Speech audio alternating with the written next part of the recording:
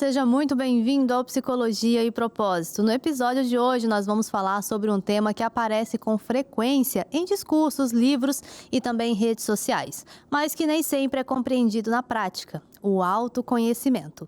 Conhecer a si mesmo vai muito além de identificar gostos ou defeitos. Envolve entender emoções, padrões de comportamento, limites, desejos e também escolhas que são feitas ao longo da vida. Quando o autoconhecimento se aprofunda, ele se torna uma ferramenta poderosa para construir relações mais saudáveis, tomar decisões mais conscientes e também caminhar em direção a uma vida com mais sentido. Hoje, para nos ajudar a refletir como o autoconhecimento contribui para uma vida mais plena, recebemos aqui a psicóloga Luísa Helena. Luísa, seja muito bem-vinda. Obrigada, prazer estar aqui com você. Aqui a gente sempre fala, em todo episódio, assim, eu acabo puxando e falo, gente, eu acho que a raiz de tudo é o autoconhecimento.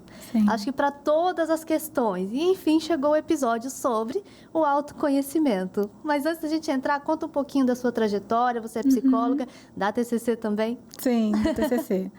Sou psicóloga, sou formada em TCC, né, especialista em neurociência do comportamento.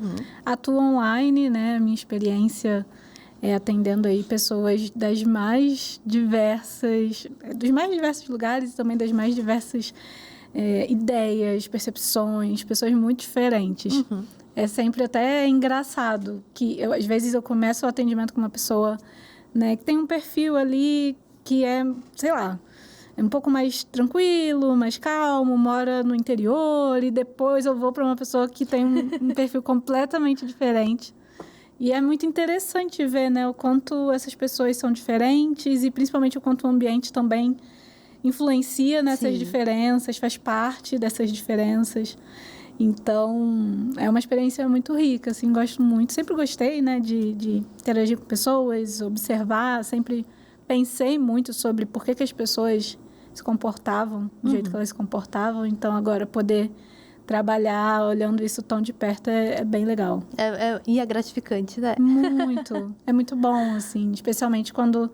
A gente que é da TCC trabalha muito com essa questão dos objetivos, das metas terapêuticas. Então, quando a gente vê ali que aquele paciente está conseguindo alcançar, avançando, que ele está fazendo movimentos importantes, é muito legal, assim. Eu sempre penso muito nos pacientes que já tiveram alta, que quando eu paro para olhar, assim, não é que a vida deles essencialmente mudou. Muitas vezes o problema até continua ali, né?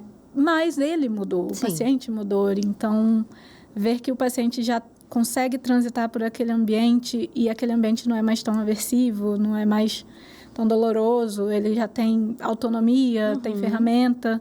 Isso é realmente muito gratificante de ver. E esse avanço se dá por conta do autoconhecimento. Então, para a gente começar, o que realmente é autoconhecimento? Às vezes a gente fala assim, é claro que eu me conheço, eu não gosto de quiabo, e eu gosto de comer pizza, olha só como eu me conheço. Mas não é isso, o autoconhecimento ele vai muito além, né? Somente desses gostos, das preferências. Então, dá uma breve introdução para a gente do que realmente é autoconhecimento. É sempre muito interessante trabalhar essa demanda na terapia com os meus pacientes, porque eu costumo dizer que é o tipo de coisa que tá ali, mas a gente não foi ensinado, não teve a prática de olhar, né?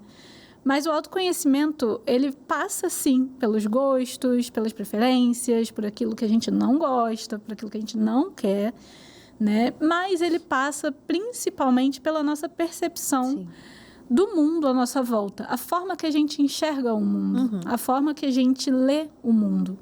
E essa leitura, ela vai passar pelas crenças, ou seja, por regras que a gente vai aprendendo ao longo da vida. Essas regras, elas fazem parte ali da nossa história e entraram nessa história também por conta da nossa criação, o ambiente que a gente teve acesso, nossos pais, nossos amigos, os traumas e também as coisas boas que a gente passou ao longo da vida. Então, essas regras, elas fazem parte desse processo, mas também os nossos valores, aquilo que é necessariamente importante para a gente, aquilo que para a gente é um limite. Muitas vezes esse limite está relacionado a esses valores. Então, se a gente pudesse olhar assim, para o autoconhecimento como uma coluna, a gente veria que a base é o valor, né? Sim. O valor que a gente coloca nas coisas. E todas essas outras coisas, o que a gente gosta, o que a gente não gosta, o que a gente prefere, o que a gente quer, isso são ramificações. Aham. Mas a base mesmo, acho que a coluna vertebral disso tudo é a forma que a gente valoriza as coisas, né? Sim. E por que será que tantas pessoas, né, passam ali a vida inteira sem saber, sem se conhecer, né, de fato? Talvez isso tenha vindo desde a infância, que não teve, não vou dizer esse conhecimento, mas um treinamento. Com criança, a gente treina a criança. Quando tá chorando, vem cá, por que você está chorando? O que você está sentindo? Por que você está chorando dessa forma? Ai, meu amigo me bateu, mas o que você sentiu quando seu amigo te bateu? Foi uma raiva? Talvez seja uma falta de trabalhar isso na infância, de não mostrar os sentimentos, as emoções, desde a infância, de não deixar escolher o que gosta, o que não gosta, a roupa que gosta, a cor que gosta. Será que vem desde a infância mesmo? Eu acho que tem, sim, uma influência muito importante, né? A forma que a gente foi criado, se a gente teve espaço, né? Você trouxe essas perguntas e é muito bom quando a criança ela tem realmente esse tipo de escuta dentro de casa, mas também não é uma coisa que acontece sempre, nem sempre os pais dão essa abertura, direcionam para esse lugar, né? E aí eu acredito que entra um pouco um fator cultural, né? Eu acho que... E até geracional também, né? Eu vejo que as gerações atuais têm olhado muito para o autoconhecimento, têm falado muito sobre autoconhecimento, sobre limites, né? Acho que os adolescentes hoje, eles têm uma visão sobre o que é limite, o que eles acreditam, o que eles não toleram, que é muito mais clara do que eu tinha na minha adolescência e que eu via que minhas colegas, minhas amigas, familiares tinham, né? Então, essa geração atual, acho que tem conseguido fazer esse exercício de forma mais habilidosa. Sim. Né? Mas acredito que as gerações anteriores, inclusive a minha, né, dos meus pais, dos meus avós, principalmente, foram gerações que não foram ensinadas, como você bem disse, assim, não desenvolveram essa habilidade, né, de olhar para esse lugar. E eu acho também que aí quando a gente olha para a questão cultural, a forma que a gente olha para as pessoas mudou muito, né? Sim. Eu lembro que quando eu entrei na faculdade, eu ouvi de um colega assim, nossa, mas você está fazendo prova para cuidar de maluco? Eu ouvi isso, né, do meu amigo. Quando você se formou? Eu me formei em 2020, mas eu me formei em 2018, então eu entrei na faculdade início de 2014. Era essa a pergunta típica. Isso não só de amigos, mas dentro da família. Imagino. Vai trabalhar com doido? E eu ficava, gente, mas isso não é psiquiatria? Peraí, não é assim. Exatamente. Eu entrei na faculdade em 2015, né? Então, assim, era outro universo. A gente olhava para a psicologia por um outro prisma. Completamente diferente. A nossa visão de saúde mental era muito diferente. Sim. Eu vejo que hoje a gente entende que talvez passar por um psiquiatra não seja um indicativo e a gente questiona também o que é essa loucura, né? Esse estereótipo do que é ser louco também, a gente que teve contato com isso na faculdade, sabe que tem uma questão cultural e histórica muito relacionada a isso, né? Então, acho que as pessoas hoje conseguem ver que essa questão da loucura, ela ultrapassa muito esses estereótipos. Então, a gente já consegue aceitar que sim, eu preciso de um psiquiatra, eu preciso de medicação, eu preciso de um terapeuta, eu procuro um terapeuta, um psicólogo, não só porque eu estou em crise, mas porque eu quero me conhecer, né? É uma demanda que sempre chega também. Sempre chega. Eu quero me conhecer melhor. E que, às vezes, a primeira demanda é o autoconhecimento. Aí, lá pra frente, começa a aparecer outras coisas. A gente fala, será que era realmente o autoconhecimento? Eu acho que vinha de outra coisa, a pessoa queria se conhecer. E acaba que, se conhecendo, ela vai gerando outras coisas que ela vê que ela precisa realmente. Exato. Né? De uma transformação, de uma mudança de pensamento, alguma coisa assim. Pois é, eu acho que a gente se tornou mais flexível sobre isso, mas a gente está falando aqui de 2015, mas se a gente for pensar até mais longe, 20, 30 anos atrás, quando a gente falava sobre o que você está sentindo, o que você está pensando, as pessoas não sabiam o que dizer não sabiam e muitas vezes nem entendiam exatamente.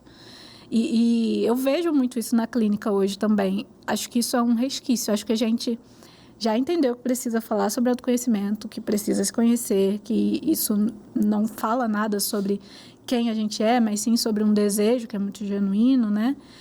Mas ainda existe esse resquício de, às vezes, ter uma dificuldade de nomear emoções, né? De entender o que é emoção, o que é pensamento, o que é emoção, o que é realidade. E o que é emoção, o que é sentimento. Exato. As pessoas ainda mesclam muito isso. Exato. Então, acho que é um conhecimento que as pessoas estão construindo agora, na vida adulta, né? Mas que a nova geração, acho que olha de uma forma bem mais... Bem mais aberta. Aberta, mais ampla para isso, com certeza. Sim. É difícil a gente pegar um paciente idoso Sim. e querer que ele nomeie as emoções dele. Nunca foi criado dessa forma. Exato. Não veio isso com ele, né? Mas o bom é que não é impossível. Exato. E é muito interessante o que você trouxe. Eu já tive a experiência de atender pessoas mais velhas, né? Mais velhas do que eu, inclusive. E é muito gritante a diferença que essas pessoas lidam com a emoção, e especificamente determinadas emoções, por exemplo, raiva, né? Inveja, emoções que são meio mal vistas, assim, né? Socialmente. E a forma que elas lidam com isso, se aceitam diante dessa ativação também. E aí já é um trabalho da terapia de justamente flexibilizar essa visão, mostrar que as emoções são legítimas, elas estão ali por um motivo, elas estão comunicando algo, e que, na verdade, é mais sobre o que a gente faz com essa emoção e não sentir essa emoção, né? Exato. Então, é um trabalho que, às vezes, precisa acontecer de... Acho que dar essa autonomia para o paciente de se sentir, assim, livre para sentir, né? E tem Isso gente passa que pelo autoconhecimento. parece que quer viver dentro de uma... Não é que ela queira, mas é que ela já está acostumada a viver dentro daquela prisão ali, né? De sentimentos e de emoções, e que acha que botar isso tudo para fora não é correto, né? E talvez até por isso que não saiba nomear. Mas será que a relação, né, entre o autoconhecimento e as decisões que nós tomamos, quem se conhece melhor provavelmente toma decisões melhores, né, do que aquela pessoa que não se conhece de fato e tudo mais, vai tomar aquelas decisões que são mais erradas ou que vão trazer um prejuízo. Existe mesmo essa relação? Existe. Eu acho que, na minha prática, né, pelo que eu percebo, até mesmo quando a gente se conhece, a gente corre risco de tomar decisões erradas. Eu acho que isso é inerente de ser humano, de estar no mundo, de estar sendo afetado por tudo que está à nossa volta. E quando essa pessoa ela tem autoconhecimento, ela tem um pouco mais de clareza, justamente de todos esses fatores que estão afetando a decisão dela, né? Se essa decisão está alinhada com o que ela realmente quer, com o que ela realmente acredita, ou se está alinhada com algum evento, alguma situação que está afetando a própria percepção dela. Então, acho que a pessoa que ela tem essa habilidade, ela, sem dúvida, tem uma percepção mais ampla dessa decisão, ela tem uma percepção mais ampla também do porquê ela está tomando aquela decisão. E muitas vezes tem até mais coragem para não só tomar a decisão, como sustentá-la, né, diante das coisas e das consequências que vão vir com essa decisão. Quando a gente não tem um autoconhecimento, a gente fica mais suscetível a ser influenciado, né, pelo ambiente, pelas pessoas ao nosso redor, ou até mesmo pelas próprias consequências da decisão que a gente tomou. Então, o autoconhecimento, ele acaba sendo um fator de proteção, inclusive. Exatamente. Né, da gente, às vezes, sustentar decisões que podem ser difíceis de serem tomadas, ou que vão custar muito caro em algum determinado momento, mas sabendo que aquilo ali foi feito com um sentido, com um propósito.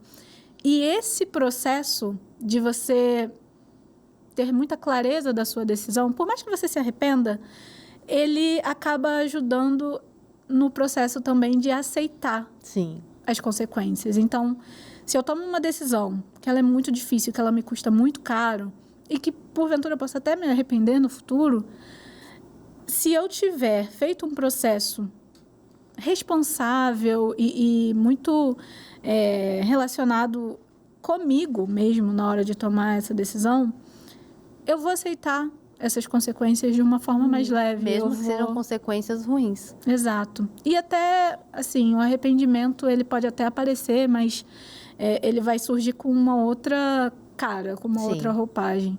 É muito diferente quando você se arrepende de tomar uma decisão que não é sua. Exatamente. Que você tomou porque você tinha medo de magoar outra pessoa, ou alguém te influenciou, deu uma opinião sobre aquilo. Exatamente.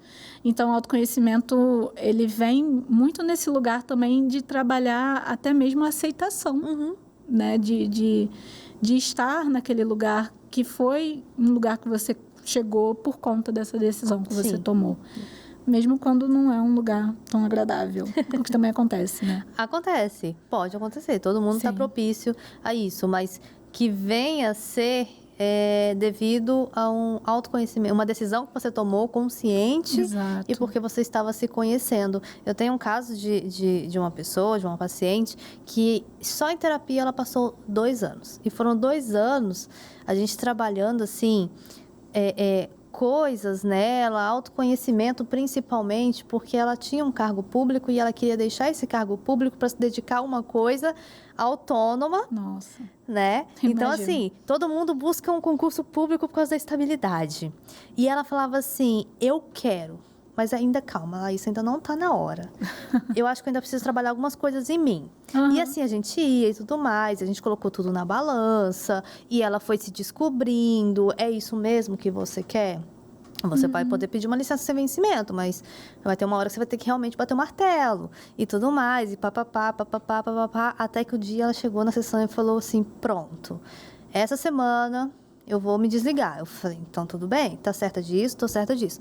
Tá feliz? Como é que você tá se sentindo? Não, eu tô confiante, eu tô certa, e papapá, nananã.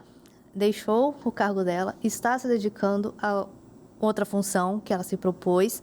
E em algumas sessões ela veio trazendo assim, na parte financeira, dá aquela mexida, afinal de contas, né? Eu tinha meu salário fixo, não sei o que, não sei o que. Falei, tudo bem, mas como é que você está se sentindo com isso? Não, eu tô tranquila, a gente não trabalhou isso, a gente não falou sobre isso, eu não me preparei para isso e tudo mais. Então, assim, é uma questão de ajustes, e eu tenho que ter paciência comigo mesmo para me ajustar nessa parte. Aí eu falei, poxa, deu certo. Muito bom. Deu certo. Ela conseguiu se conhecer, ela conseguiu perceber antes mesmo das coisas acontecerem, né? A gente colocou tudo na mesa, tudo às claras, e ela já previa que aquilo ali podia acontecer. Então, desde antes, a gente já falava, se isso acontecer, como é que você vai lidar? Então, hoje ela consegue lidar porque ela já tinha previsto isso, né? Ela já tinha visto, não, se isso acontecer, eu vou ter que fazer assim, assim, assim, eu vou ter que lidar com isso de tal forma. Sim. Isso é bacana. A pessoa começou a olhar para dentro dela, começou a olhar como que ela iria se comportar se tal coisa acontecesse. E, poxa, pode ser... A gente tomara que não, mas se acontecer alguma coisa e ela venha se arrepender, é o que você falou, vai ser aquele arrependimento consciente, né? Não vai ser aquele arrependimento porque foi pela cabeça dos outros ou pela conversa dos outros. E é bacana, autoconhecimento sendo efetivo. Sim, esses são os momentos gratificantes, né? Nossa, demais. E a relação?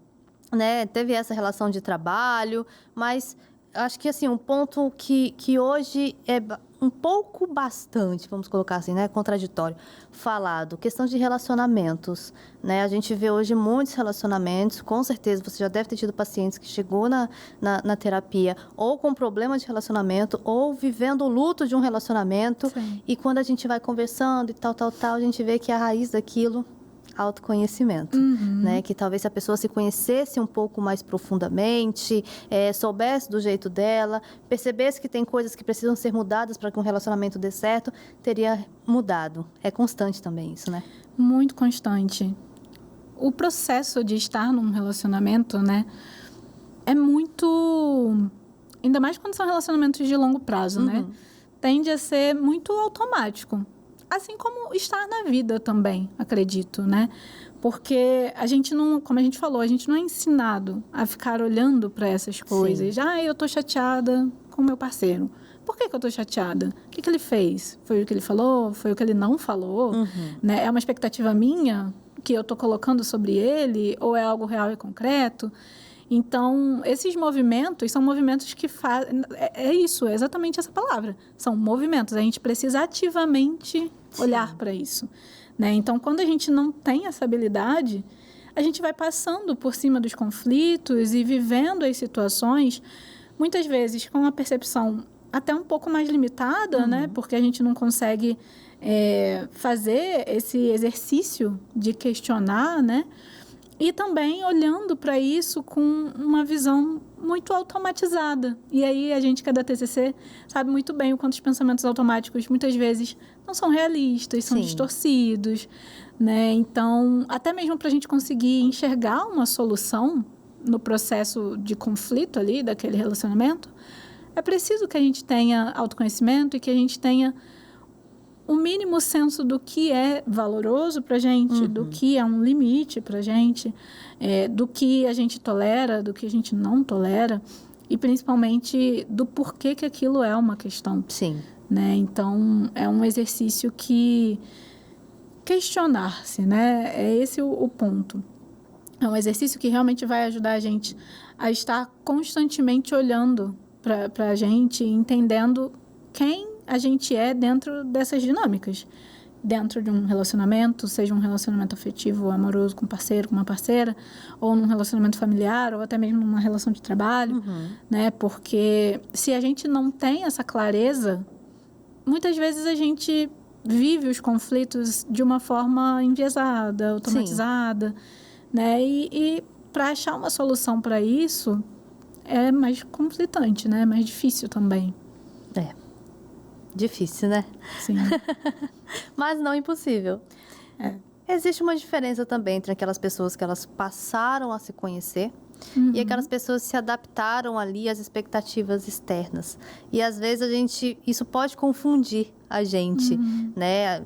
Já pode confundir nós sendo pessoas comuns e também nós como psicólogas, né? Total. Como que a gente consegue fazer essa diferenciação de quem realmente se autoconhece e de quem passou a se adaptar ali de acordo com as expectativas das pessoas? Eu acho que isso passa por uma análise, principalmente do quanto aquela pessoa está consciente dos riscos, dos prós, dos contras das decisões dela, né? E do quanto também ela está disposta a viver aquilo. Sim. Porque quando a gente toma uma decisão, e essa decisão ela é pautada por uma expectativa externa, alheia, a nossa tolerância para lidar com as consequências dessa decisão, dessa escolha, é diferente de quando a gente faz esse movimento partindo realmente de um desejo, de um valor, de uma inspiração nossa, né?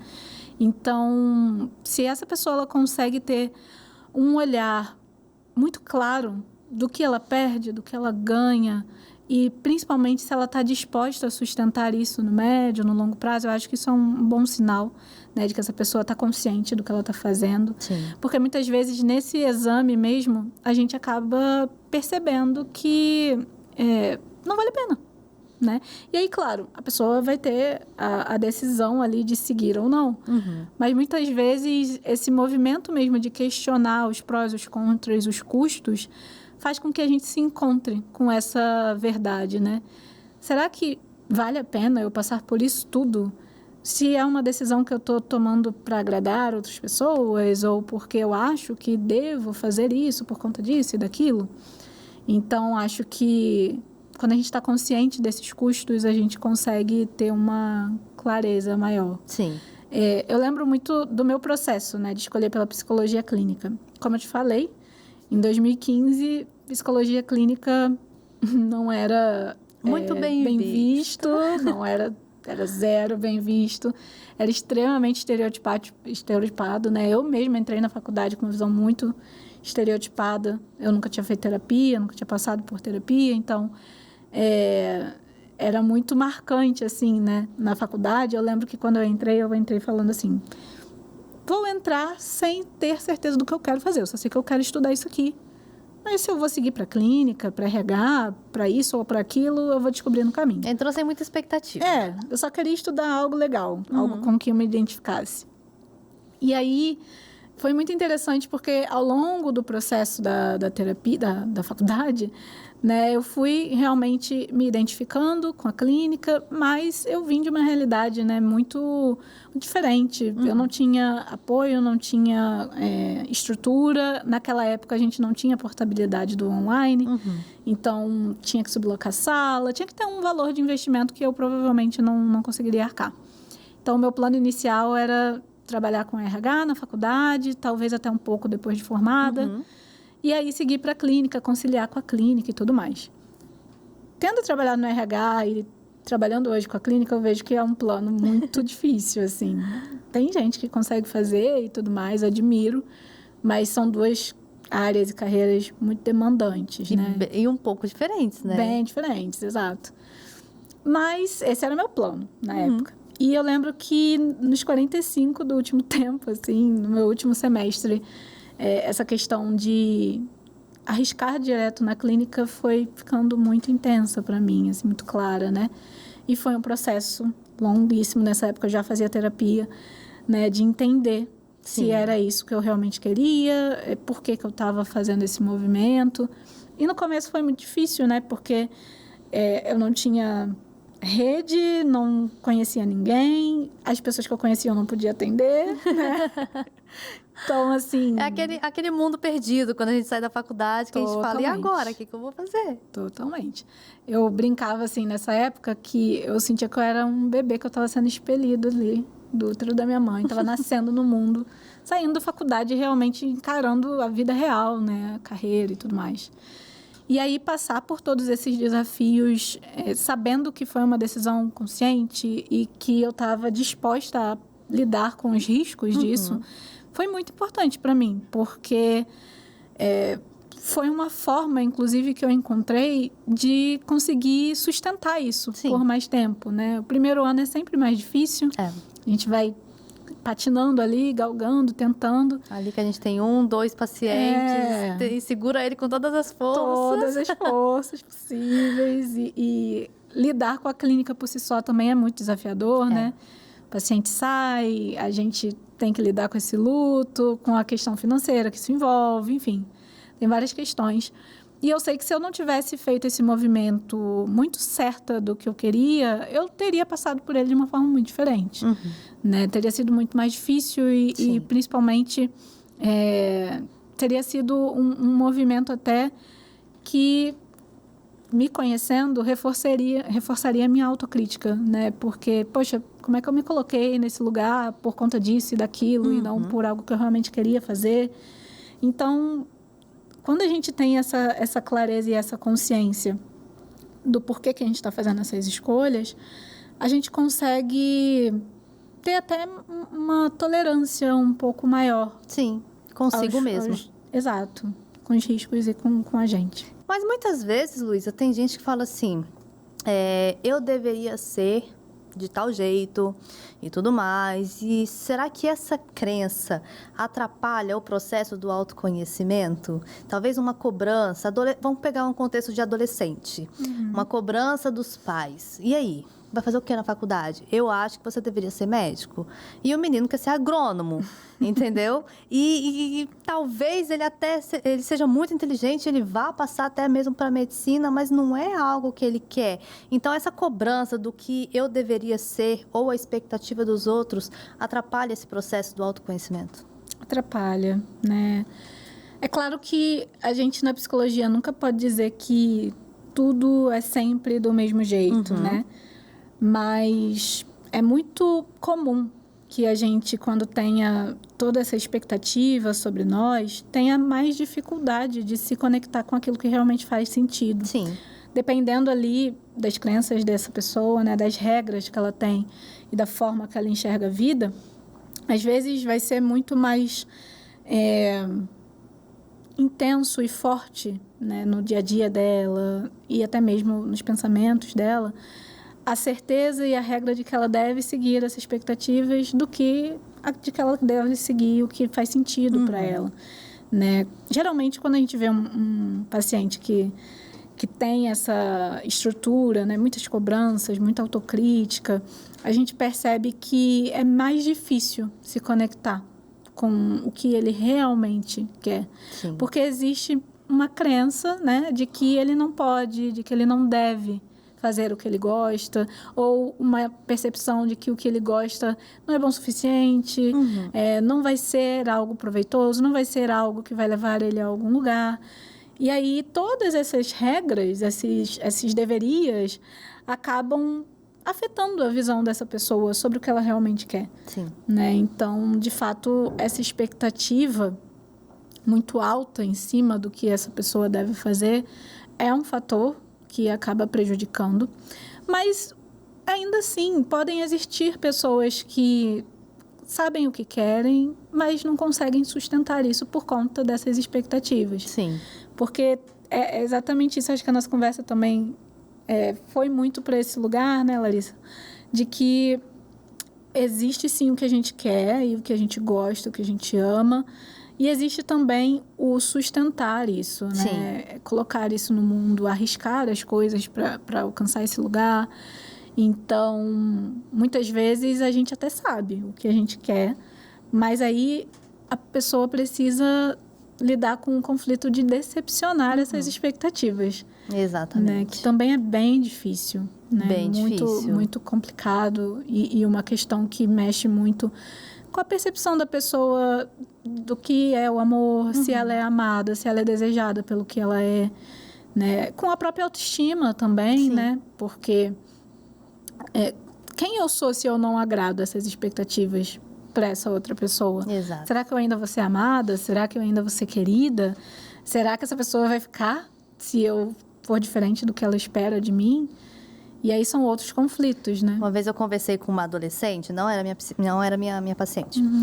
E aí eu perguntei a ela, você quer fazer faculdade de quê? Ela falou assim, eu acho que eu quero fazer pedagogia. Eu falei, mas por que você quer fazer pedagogia? Eu me identifico com a área, eu gosto de criança, eu gosto de ensinar, eu tenho paciência, não sei o quê. Tá bom.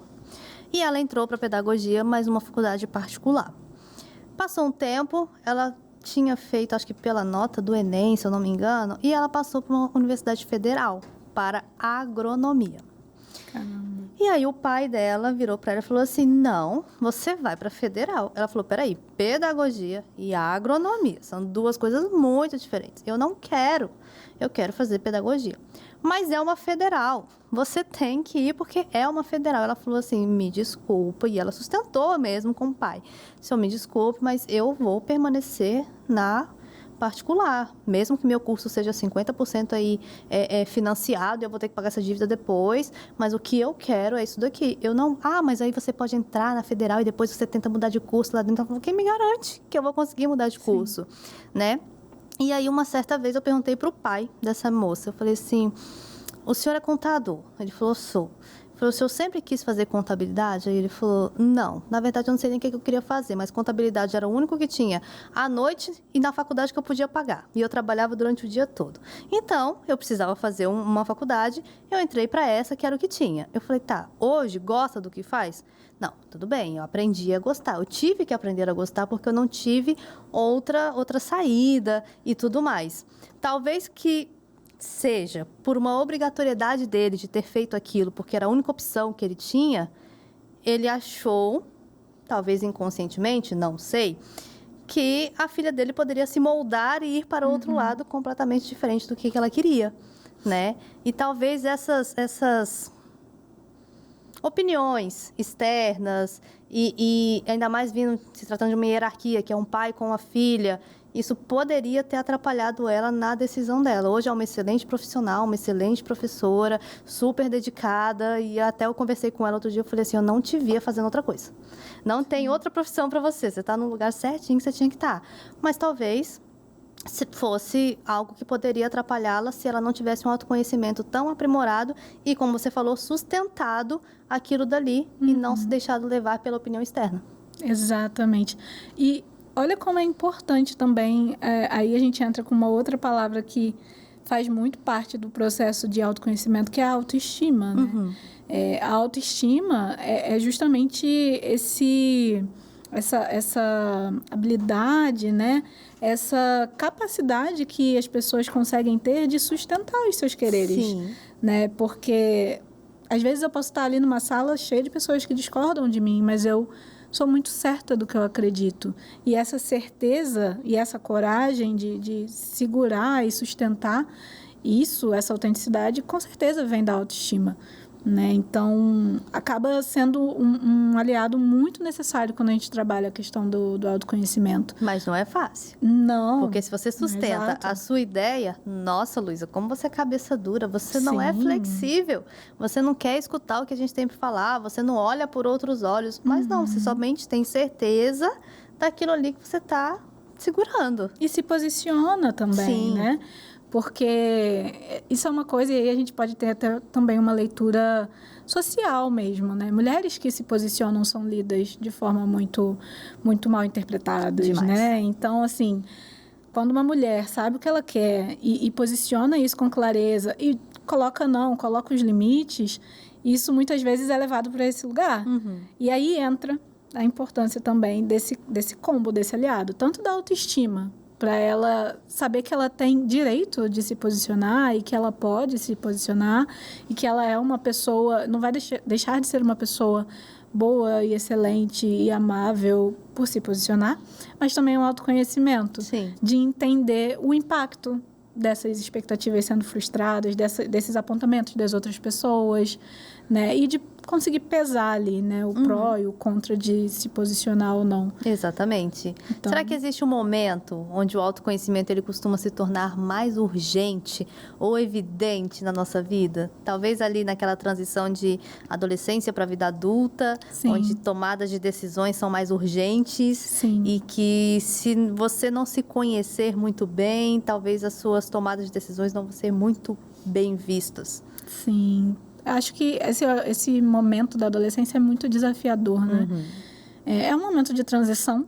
Então, todo momento de transição, ele tem a sua dificuldade, porque é isso, a gente passa de um ponto para o outro e isso requer mudanças, isso requer, às vezes, dizer não para coisas que eram importantes para a gente em um determinado momento, conhecer coisas novas, se desafiar. Então, tem tudo isso e, excepcionalmente, nessa fase, né, a gente saindo da adolescência, entrando na adultez, a gente tem que tomar decisões muito importantes, né? Carreira, trabalho, às vezes relacionamento. Então, acho que esse é um momento que a gente é muito exigido, porque tem muitas decisões para serem tomadas. Mas eu acredito que qualquer momento que demande uma decisão é um momento onde o autoconhecimento fica realmente mais evidente e mais necessário. Porque são decisões e escolhas que a gente vai tomar ali que vão, muitas vezes, mudar cursos da nossa vida, né? Levar a gente para lugares que a gente quer ou que a gente pode também não querer. Então, acho que, nesse momento, o autoconhecimento ele é muito importante. É a base da autonomia, né? Se a gente for parar para pensar, a gente não consegue ter autonomia se a gente não tem clareza do que a gente quer, do que a gente deseja, de como lidar com as nossas emoções, com os nossos pensamentos, com os desafios externos. Porque a autonomia, ela parte muito desse... Na verdade, o que é autonomia, né? Até clarificando um pouco esse termo. É essa capacidade, essa habilidade realmente de sustentar nossas escolhas, né? De fazer movimentos importantes para a gente, para as pessoas que são importantes para a gente e de se responsabilizar por esses movimentos. Se a gente não se conhece, como a gente vai fazer tudo isso, né? Então, ser adulto é ter autonomia e ter autorresponsabilidade. Então, se a gente não consegue fazer esse movimento de se olhar e se questionar, porque grande parte do autoconhecimento vem do questionamento e do autoquestionamento, então vai ser muito mais difícil de viver essa fase, né? Sim. Como saber, né, que uma pessoa ela está começando a ter aquela vontade de se autoconhecer? Na terapia, a gente faz o treino de assertividade, né? E aí tem a importância de saber falar não. Eu não sei você, vou falar a minha parte nessa pergunta, né? Eu começo a identificar que uma pessoa ela quer se autoconhecer mais e tudo mais quando ela fala assim, poxa, mas é porque eu não sei falar não. Eu não consigo mostrar para as outras pessoas o que eu quero, o que eu não quero, por que eu não quero. E aí a gente entra com um treino de assertividade para a pessoa entender que não tem problema ela falar não. Afinal de contas, é o gosto dela, é a preferência dela, né? É como ela está se sentindo, o que ela aceita, o limite dela e tudo mais. Ali, neste momento, eu percebo que a pessoa ela está buscando mais ainda do autoconhecimento. Ela quer impor esses limites também para as outras pessoas, Sim. né? E a partir do momento que ela impõe isso para outras pessoas, ela também começa a olhar esses limites que ela está impondo para ela mesma e ela começa a ver, não, então é isso que eu gosto, não, é até aqui que eu vou. A partir daqui eu não vou mais, eu não gosto disso, eu vou permitir isso, eu não permito mais aquilo, eu quero comer isso, eu gosto de comer isso, eu não gosto de comer aquilo que estão me fazendo comer. Eu vejo que a partir daí, quando é que você começa a observar assim, quando a pessoa está buscando mais o autoconhecimento? Muito boa essa pergunta. Na minha prática clínica, eu começo a ver a pessoa mais inconformada, sabe? Realmente tendo dificuldade de tolerar certos limites que foram atravessados, uma dificuldade de sustentar certos lugares que não cabem mais, né? Então, quando eu começo a ver que o paciente ele está incomodado e que esse incômodo se tornou tão grande a ponto dela trazer isso para a terapia como uma meta ou um objetivo ou uma coisa que ela quer simplesmente pensar sobre, isso para mim é um sinal, assim, sabe? De que realmente esse autoconhecimento está conclamando espaço ali, está pedindo espaço, né? Então, acho que quando você percebe que essa pessoa que antes talvez não fazia esse movimento está começando a fazer, que está incomodada com uma coisa que ela sustentou por algum tempo, às vezes por anos, né? A gente começa a ver que está tomando um espaço que ela quer redirecionar para outra coisa, muitas vezes para ela mesma, né? Para o autorrespeito, para o autocuidado, para estar num ambiente, numa relação que aceite ela também do jeito que ela é, né? E é muito interessante como o movimento de uma pessoa buscar um lugar onde ela caiba passa por ela também se olhar e entender qual é o espaço dela, né? Então, antes da gente conseguir colocar limites, antes da gente dizer não, a gente precisa olhar pra gente e entender qual é o meu limite, por que isso é um limite. Aí, muitas vezes, entra a questão dos valores, né? Sim. Por que isso não é certo e tolerável para mim? Porque eu acredito que isso não faz sentido, porque eu acredito que isso não é certo, ou simplesmente porque eu não quero mais viver isso também na minha vida. E daí vem a relação de autoconhecimento e os limites saudáveis que a pessoa vai estabelecer a partir dali. Exatamente. Ótimo. E autoconhecimento ajuda a lidar melhor com frustrações, Muito. né? Porque frustração é algo necessário, mas que nem todo mundo quer passar. Sim. Né? A gente precisa, se tratando de crianças, a gente precisa deixar a criança se frustrar.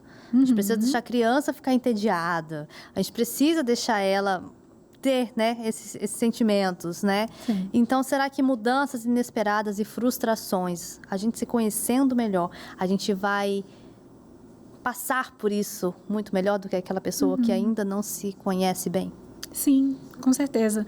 Porque a gente vai conseguir nomear, né? E grande parte da nossa habilidade de lidar com as nossas emoções, e sendo frustração uma delas, é a gente conseguir nomear essa emoção, saber por que ela está ali. É muito comum, muito mesmo. Eu vejo muito na clínica. Você está lidando ali com um paciente que está frustrado e não se percebe frustrado. Sim. Ele não sabe que está frustrado. Ele não sabe reconhecer aquilo. Ele não reconhece. E a gente vai trabalhando ali, né, com questionamento socrático, e o paciente vai chegando nessa emoção, que é uma emoção extremamente complexa, né?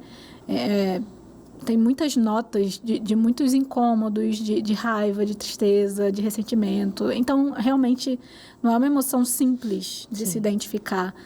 E aí a gente entra mais uma vez nessa questão que a gente falou no início, né? Da importância da habilidade de olhar para si, para as emoções, uma coisa que a nossa geração não teve, né? Mas que hoje a gente tem conseguido construir pontes para isso, para pessoas mais conscientes.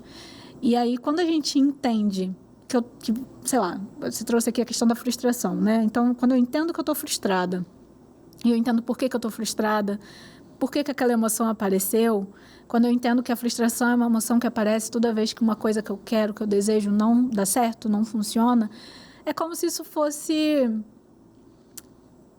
um hack, digamos assim, né? Porque eu sei que eu estou frustrado, muitas vezes não sei com o quê, mas eu sei que a minha frustração vai aparecer quando eu estiver diante de uma coisa que me foi tirada ou diante de uma coisa que eu gostaria que acontecesse e não aconteceu. E aí, como eu sei que vem desse lugar, eu acabo direcionando o meu olhar, né? E com isso eu consigo entender. Eu gosto sempre de usar uma analogia com os meus pacientes de que as emoções, elas são como um rio. Elas vêm, elas passam, mas para elas passarem, elas precisam que a gente olhe para elas. Né? Então, como um rio, que aquela água que está ali, daqui a 2 segundos não vai estar mais, a emoção também é assim. Sim. Né? A gente, às vezes, tem algumas crenças de que se a gente se permitir se emocionar, às vezes até emoções desconfortáveis, como a frustração, né? A gente vai ficar sempre preso ali. E, na verdade, é o contrário. É o movimento de olhar para essa emoção que vai fazer com que a gente viva essa emoção e ela cumpra o papel dela. Sim. Né? A função de uma emoção, qualquer emoção, seja ela qual for, ódio, raiva, amor, felicidade, tristeza, frustração, é comunicar. Comunicar para a gente que algo está acontecendo e como a gente se relaciona com isso. E comunicar para o outro, como a gente está se sentindo diante desse acontecimento. Então, a partir do momento que ela cumpriu a função dela ali de nos trazer como aquilo está afetando a gente, ela vai passar. Então, muitas vezes a gente fica preso num lugar de frustração que é legítimo. Não estou dizendo que não é assim, que não é real, que não é importante para aquela pessoa, muito pelo contrário, é tudo isso.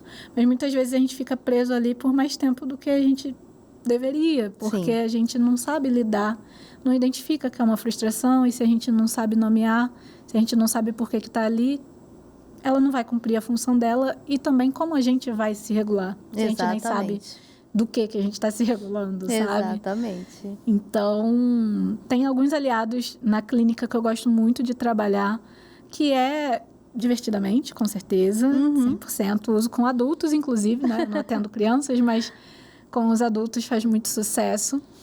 Porque dá nome às emoções. Exato. Tem adultos ainda hoje que não sabem dar nome a emoções, né? É uma coisa que não foi ensinado ainda desde criança e não foi dado voz àquela criança. Então, chega na fase adulta, não sabe o que está sentindo. E com certeza já passou por essa experiência de... Às vezes a pessoa está ali na sua frente, ela está chorando e você pergunta o que ela está sentindo. Você sabe exatamente o que ela está sentindo e ela não consegue falar exatamente o que é que ela está sentindo. Justamente por uma falta de conhecimento, né? Se tratando de nomenclatura e de identificar essas emoções. E geralmente o autoconhecimento ele vem seguido de uma autocrítica. Não tem como separar os dois. Quando a gente começa a se conhecer, automaticamente a gente começa a se criticar. O problema é quando essa autocrítica se torna muito excessiva, né? Como não deixar que a autocrítica se torne tão excessiva quando a gente passa a se conhecer? Sim. Eu gosto muito de falar sobre isso, porque foi uma coisa que pessoalmente foi muito importante para a minha jornada, né? Enquanto pessoa. Mas autocompaixão, né? Eu acho que o exercício da gente se olhar com compaixão, muitas vezes a gente pensa e tem a crença de que é um movimento ali de tá passando pano pra gente, de não se responsabilizar, mas é muito pelo contrário. É justamente a gente conseguir olhar para as nossas emoções, inclusive aquelas que não são tão socialmente aceitas, né? E falar, tudo bem, eu valido essa emoção. Eu entendo que ela está aqui por causa disso, daquilo. Eu entendo que eu estou sentindo isso agora e que isso é desconfortável, mas que isso não me define, que isso não faz de mim. Né? Se eu estou com raiva, isso não me faz uma pessoa agressiva. Se eu estou sentindo inveja, isso não me faz uma pessoa invejosa. Né? Então, a autocompaixão é esse movimento de olhar para a gente como um amigo, como a gente olharia para uma pessoa que a gente ama. Sim. Né? Eu gosto muito de fazer esse exercício na clínica, de perguntar como é que aquele paciente que está ali, às vezes, 15, 20 minutos se criticando para mim, né? falando sobre os pensamentos dele, como ele está se sentindo mal e culpado por algo que ele fez ou que deixou de fazer. E aí eu gosto muito de pensar e perguntar para ele, se fulano, e aí geralmente eu uso o nome de uma pessoa que ele traz, né, com frequência, um relacionamento saudável e tudo mais. Se fulano estivesse na mesma situação, você falaria tudo isso para ele? E aí geralmente é um momento muito que a pessoa me olha assim e realmente acho que, sei lá, traz uma outra perspectiva do quanto que às vezes a gente consegue ser mais compassivo com as outras pessoas e não com a gente. Sim. Né? E que ser compassivo com o outro não vai trazer pra gente nenhum malefício, muito pelo contrário. Né? Não é que a gente vai se tornar uma pessoa irresponsável, ou uma pessoa que não é consciente da realidade, ou uma pessoa que está muito fora, né, do que realmente deveria. Eu vejo muito a relação da culpa, da autocrítica, da culpa, e também dessa sensação de que eu devo me punir, porque se eu me punir, assim eu vou estar honrando com o meu erro, eu vou estar me justificando pelo meu erro, eu vou estar me desculpando pelo meu erro. Sim. E muitas vezes não é o caminho, é justamente o contrário, né? Eu sempre falo, a culpa e a autocrítica, ela prende a gente no passado. O que a gente devia ter feito e não fez, no quanto a gente errou, no quanto a gente foi uma pessoa omissa, seja lá qual for ali a crença dessa pessoa. Mas a autocompaixão, ela chama a gente para o presente e também para uma ação concreta. Sim. Porque quando a gente é compassivo, diferente do que muita gente pensa, a gente se acolhe diante daquele erro ou diante daquela falha e também se pergunta, ok, o que eu faço para isso não se repetir? Isso é autocompaixão. Sim. Né? E justamente através dessa pergunta que é simples, como é que eu não repito isso?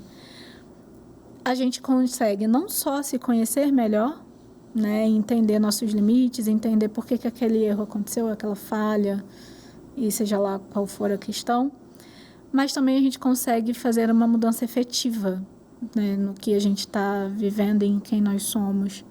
Então, acho que a resposta certa é autocompaixão, sempre, né? É isso. E aí, a gente tem mais palavras, né? Agora no nosso podcast. Além do autoconhecimento, vem a autocompaixão. Que também é essencial para que você não venha se criticar tanto, né, Luísa? E possa, então, lidar de uma maneira melhor com o seu autoconhecimento. Agora vocês entenderam? Porque eu sempre falo que o autoconhecimento vai resolver grande parte dos nossos problemas. Sim. É porque ele das chama nossas a gente, questões. né? Para tudo. Exatamente. Pra olhar pra tudo. Sim. Exatamente. Bom, Luísa, já chegou ao fim. Ai, foi tão rápido. Muito rápido, acho que dava mais conversa. Muito. Conta pra gente a sua rede social, o pessoal te acompanhar lá, ver dicas que você poste, qualquer coisa. Estou presente no Instagram, através do @psiluisa_. Lá eu falo sobre autocompaixão, sobre autoconhecimento, né? A palavra do nosso podcast hoje.